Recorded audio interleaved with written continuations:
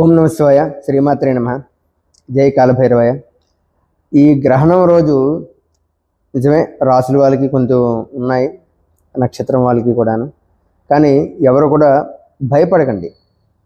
భయపడకుండా మీరు గ్రహణం సమయంలోని మీరు గ్రహణ చంద్రుల్ని చూడకుండా మీకు ఏమైనా మంత్రం ఏవైనా ఉంటే కనుక మీరు స్నానం చేసి చక్కగా మీరు గ్రహణం అయ్యేంత వరకు మంత్రాన్ని మీరు జపించిన తర్వాత మళ్ళీ స్నానం చేసి పడుకోండి.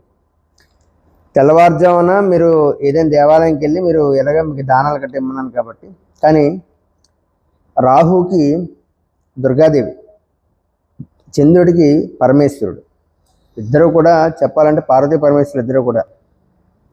కానీ అమ్మల కన్నా అమ్మ జగదంబ, యాదేవి సర్వభూతేషు మాతృరూపేణ సంస్థిత, నమస్తస్యే నమస్తస్యే నమస్తస్యే నమో నమః. మరి ఆవిడే కదా జగత్తుకి అంతా కూడా. అమ్మ అంటే మనం ఖచ్చితంగా అమ్మవారు మనల్ని ఖచ్చితంగా కరుణిస్తుంది. అందుకని మీరు అమ్మవారి దేవాలయంలో చక్కగా అఖండ దీపారాధన చేసుకోండి.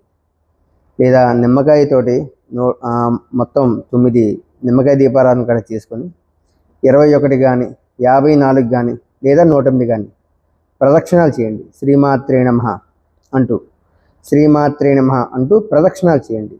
చక్కగా చేస్తే ఇప్పుడు అమ్మవారి దేవాలయంకి వెళ్ళి చేసుకోవచ్చు, శివాలయంకి వెళ్ళి చేసుకోవచ్చు, చక్కగా ఏదైనా నవగ్రహాల దగ్గరికి వెళ్ళైనా చేసుకోవచ్చు.